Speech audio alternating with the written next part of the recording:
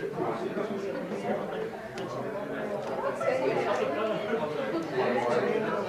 guys, we're about to start. Sorry.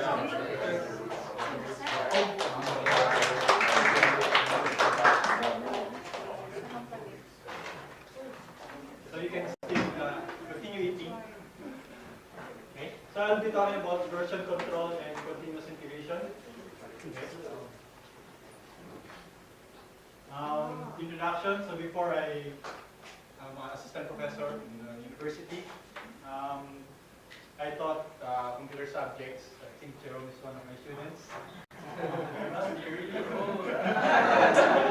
Okay. So what are my programming languages during my time? You have the batch. I'm not sure if you heard of batch. Pascal, I've learned Perl, C++, and Java. The game I played before was Doom 2. I don't know if you heard it. Yeah. Well, and then also Warcraft. First. So by now you know what generation I'm. After I'm Generation X. Okay, so I work in Accenture employee. Okay. And the one maintaining the environment for the developers. And then right now I'm doing shell script. The game I'm playing, it's a simple game, modern conflict, it's just numbers. Okay, so I just transferred from Manila to Cebu. I like it very much here in Cebu. Less stress than Manila. I love to visit all the nearby islands of Cebu. So I heard there are a lot of nice islands, okay? Like Bantayan Island and so on. Yeah. Expectations, just to set your expectation about this talk that I'll be having. Okay, so this is basically introduction of version control, specifically Subversion. Okay, and then I'll be talking about CI, Jenkins. There are a lot in the market. Okay, so and then I'll discuss installation and getting started with these tools. And as mentioned by our organizer Jeff, who's also my office mate. Are you also this boss? No, I'm not this boss. Okay. So sharing of personal experience and building the tools and sheets also encouraged during the Q&A. So get started. Okay. So most of you have used version control. Let's see, show of hands. Okay. So you will be familiar with what I will be talking. Because before, during our time, there are only 1 or 2 developers doing the code, so not much version control. Okay. So according to Smashing Magazine, okay, some internet site, okay, so the ability to have a limited number of people working with the same code base without having to constantly send files back and forth. Okay. So before it's like that, you have like a file server that people get the codes, and then okay, if you're going to modify it, you tell this person, okay, I'm modifying it, or so on, and then you upload that and so on. That's how it happens before. Okay? But now it's different. That's you have the local data model. Okay, I think that's somewhat similar to what I mentioned. And then you have the client-server model. Okay, so you have basically a versioning server. Okay, and then you have the distributed model.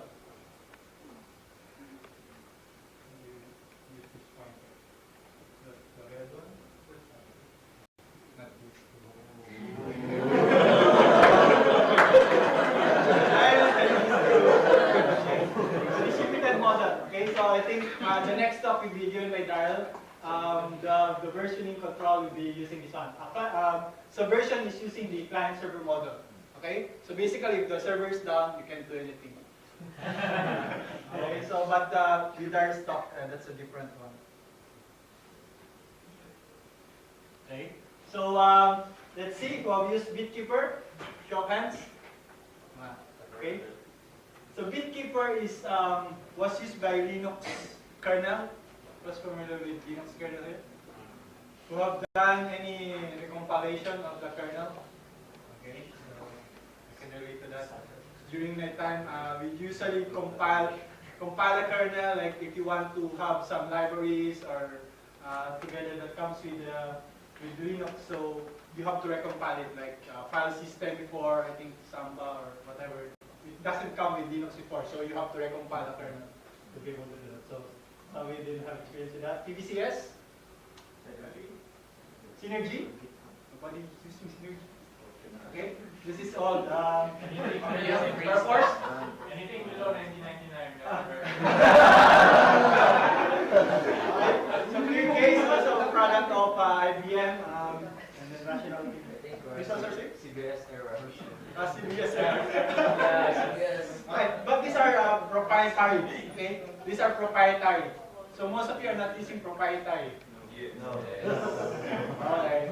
So we're on the same side. CBS.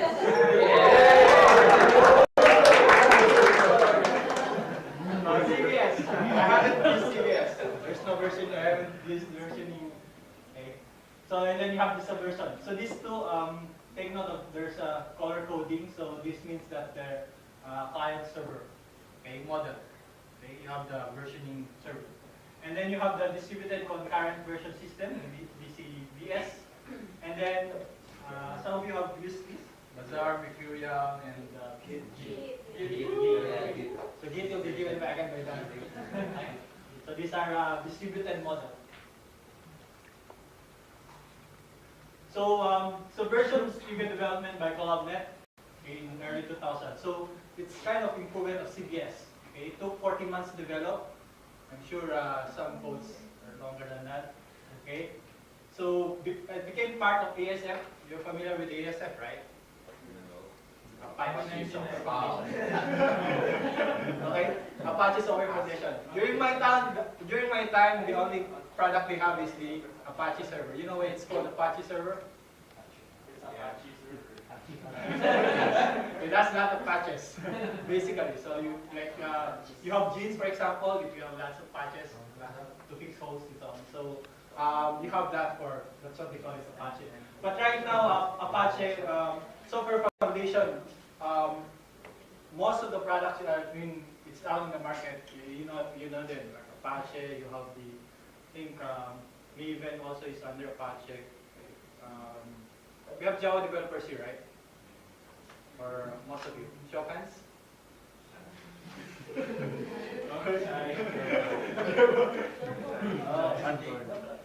Right.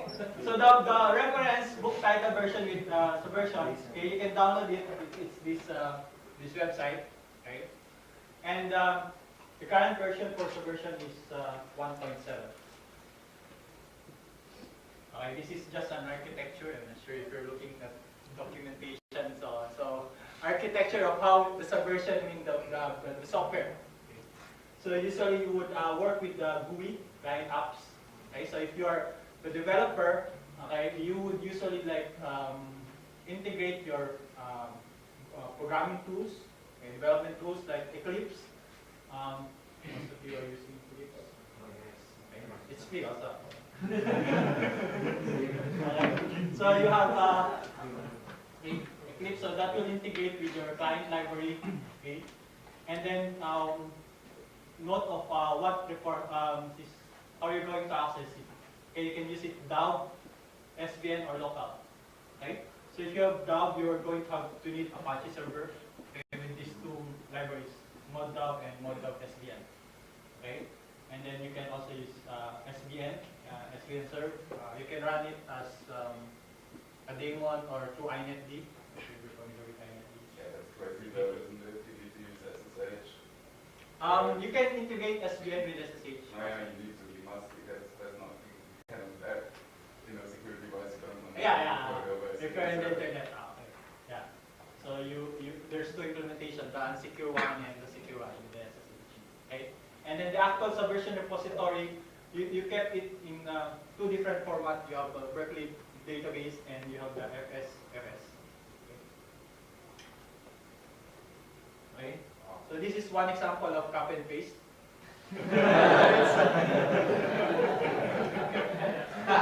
It's a different copy and paste because this one is just a table from the book I mentioned. Okay. So this basically, if you want to decide what database backend you'll be using. Okay. Berkeley DB or FSFS, okay? So you can test reliability, accessibility, scalability, and performance.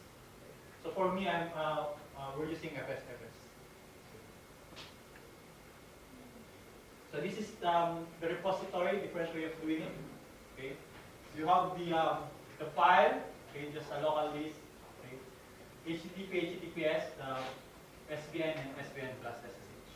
Okay, so just the main point about HTTP and SVN. Okay, why would you want to use HTTP instead of SVN service? Basically, HTTP you can browse. Okay, you can browse the code. Okay, with SVN server you cannot use a browser and browse the content of your repository. Okay, so 5 steps. I assume you already do in the generation now. They're used to installing, right? You have your Android phone or iOS, Apple. Okay, so you're used to downloading and installing. Okay, so that's the first step. You need to download the jar or the binaries for the version control. Okay, you create the repository, set up authentication, then you customize and perform maintenance like backups. Okay, so you create the repository. I'm doing Linux here. Okay, you can also do it in Windows. Okay, their CollabNet I think has the open in the Windows installer. But this one I'm showing is for the Linux. Okay, so you make the directory. Okay, you create the repo. So there's a command svn. Okay, then create the name of your repo is my repo. Okay, and then this is basically how would you would access it via HTTP. Okay, the assumption there is you have declared in the Apache setup your location for your Subversion directory.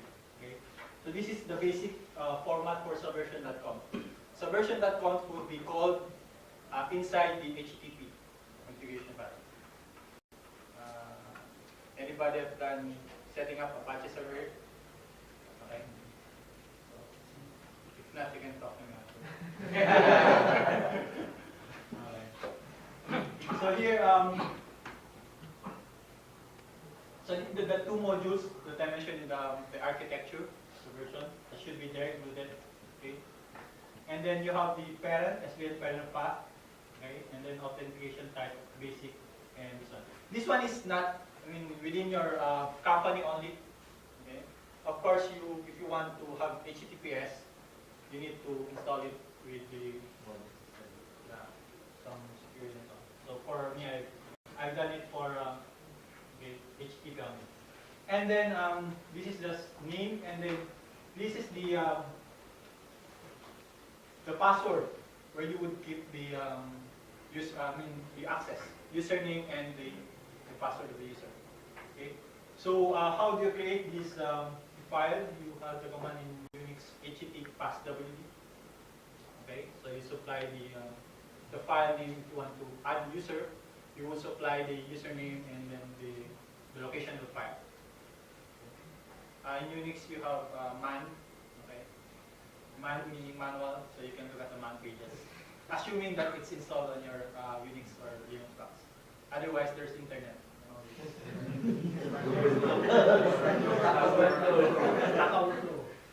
Okay, so the structure of the SVN repository.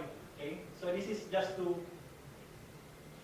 keep everybody in sync of what are the different directories in your Subversion repository.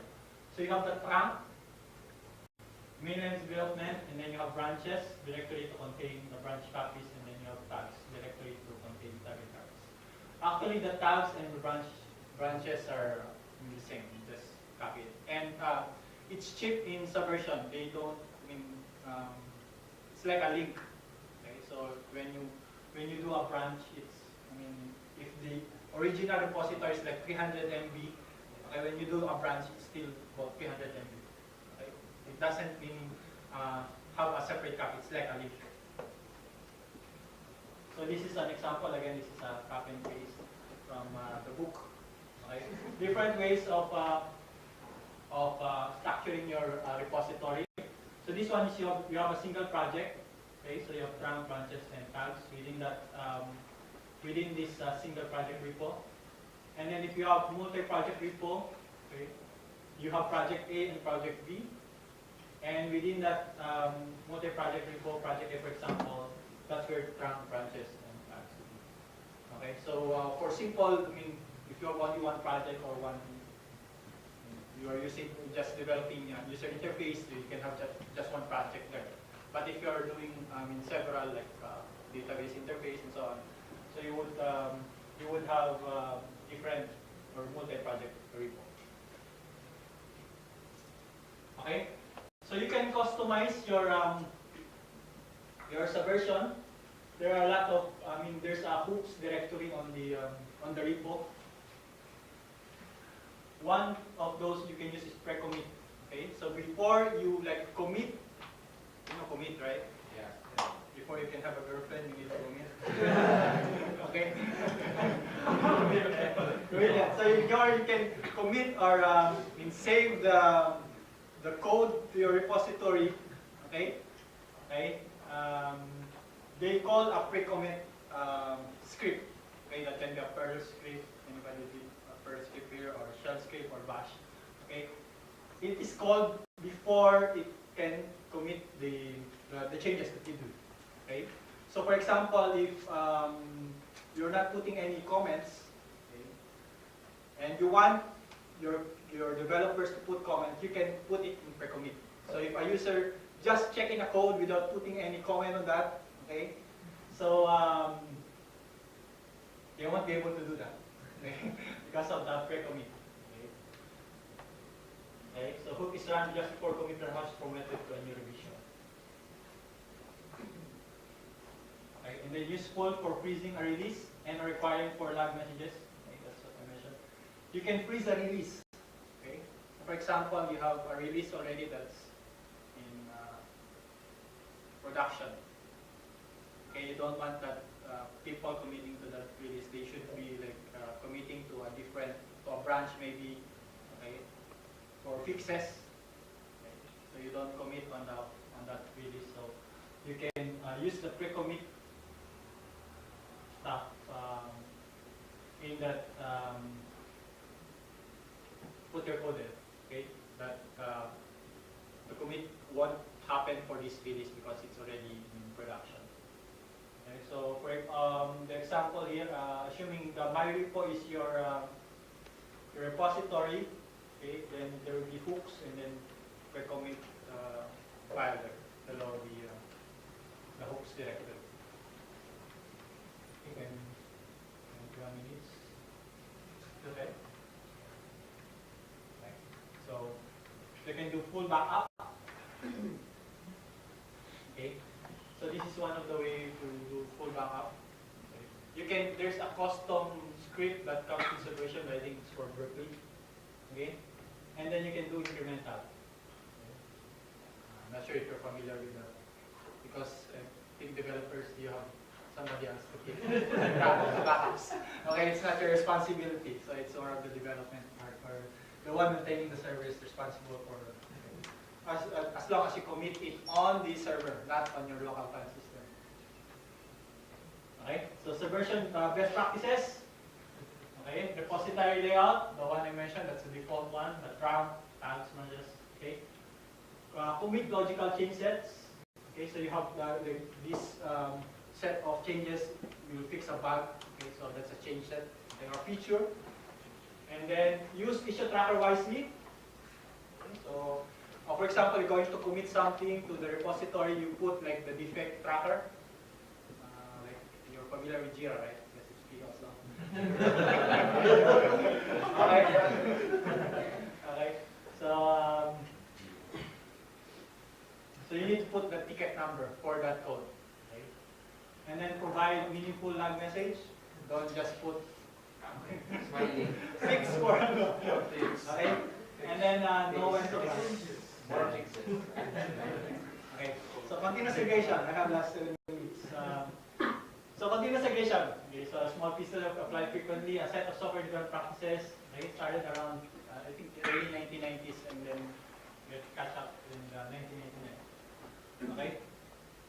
So why use CI? Okay, deliver stable, high quality code consistently, quickly, detect fix problems early. Okay, so because you have teams working, we're global already, the development from different location. Okay, so just to keep track of fixes, for example, if you're doing bug fixes, with continuous integration, you'll be able to maintain high quality code. Okay? In Subversion, you can put like blame.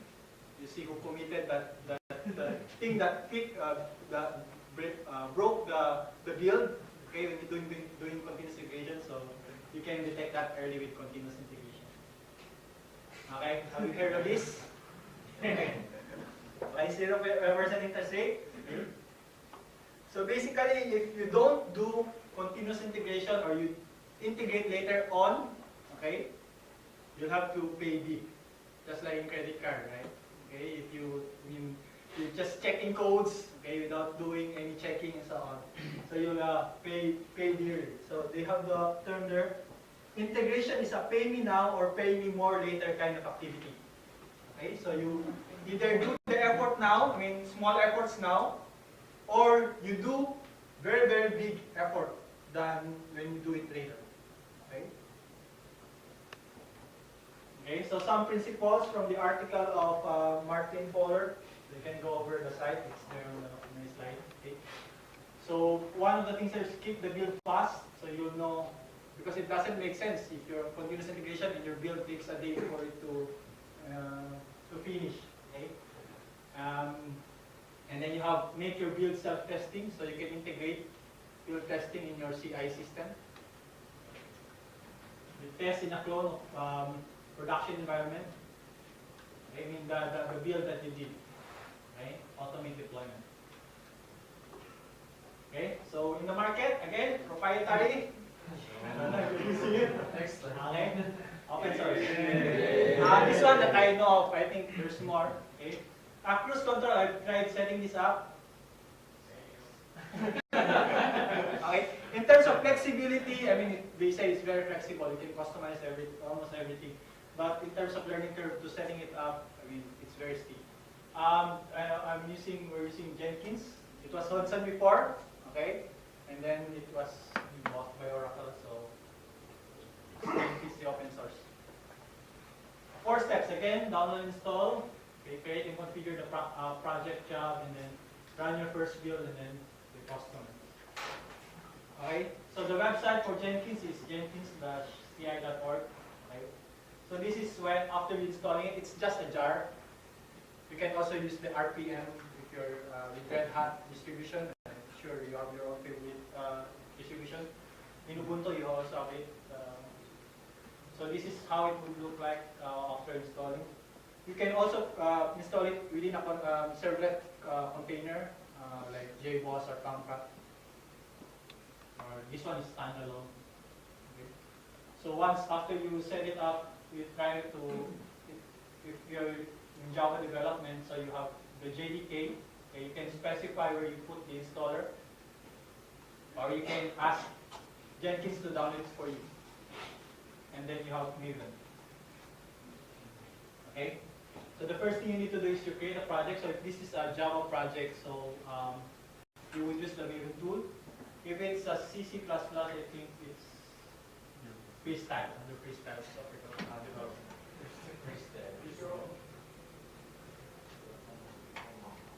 Okay, your favorite source code management, it's CVS. Okay, it's there, it's supported by default. And Subversion. Okay. And then you can schedule, we have what's called build figures. You can schedule your build for your project, like at the end of the day, for example, you say that if somebody check in something and it breaks, so they cannot go home. Okay? So you kind of schedule the build around 4 p.m. Okay, and if it breaks, so whoever broke the build, so you can ask them. Or you can poll SCM, meaning every time there's somebody that check-ins, you can say every 5 minutes poll the repository, okay, and then if there are changes, it will build the project. Right? And then again, just copy and paste. These are a help once you have installed the Jenkins. So it's on a cron. I'm not sure if you do cron tab. Right? The Windows, it's schedule. We schedule a task. So the format there is in the cron, I mean similar to cron tab. So you can schedule it every hour, okay, every 10 minutes. Mondays and Fridays only. So it has about 400 plugins. Support source code management, 400 plugins by the way, or 400 plus plugins. Okay, so it supports source code management, Git, Mercurial, artifact uploaders. Okay, so if you want to deploy your build, it's a web application, for example. So you want to deploy in your Tomcat. So it's a hot deploy, for example. So you just tell it, you use this plugin, for example, and it will deploy already your application. And then it has build reports, authentication and user management. You can use the Jenkins built-in. You can use LDAP and other authentications. And then you have your plugins. Okay? So again, reasons why you want CI. So reports any build failures to the team. It will email. Okay, when you build it and there's a break, and then it will email your dev lead, for example, and the development architecture. It uses the risk of integration code. Okay, so you have private builds, integration builds, and release builds. So before you go to release builds, you will not find the error here. You will find it early. Okay. Greater confidence in the product because you have integrated testing during the CI, and then improves the efficiency of the team. Basically, it makes your life easy for continuous integration. All right. Thank you.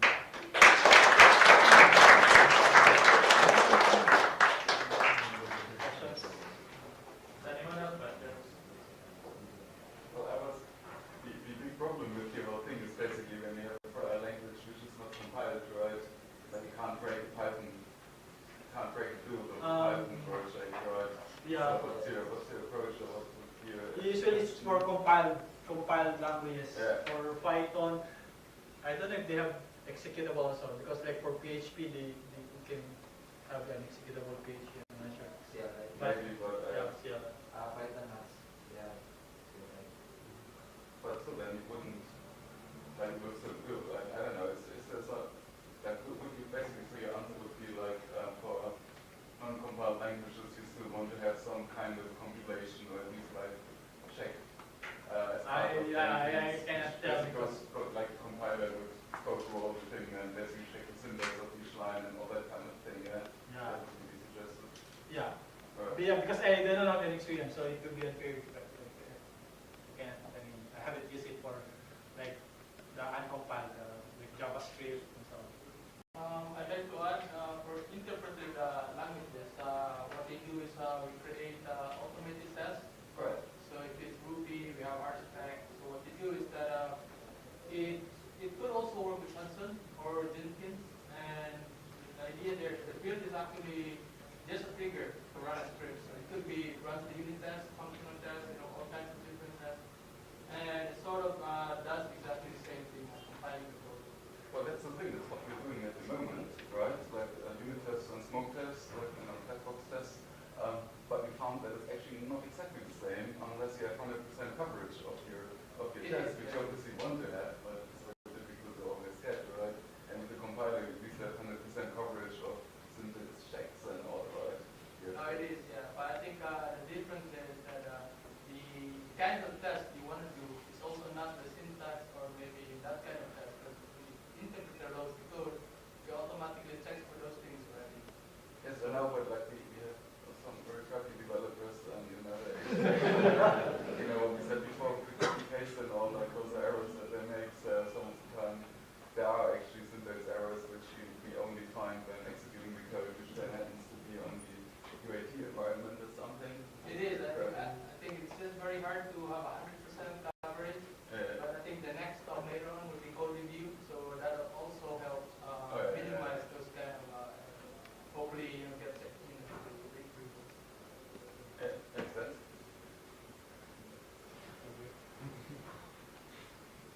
Any more questions? Okay,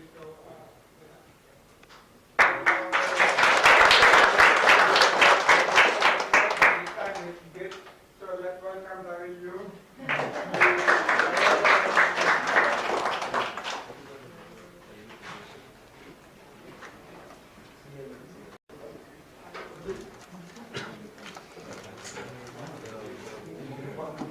So how many of you use GIF? any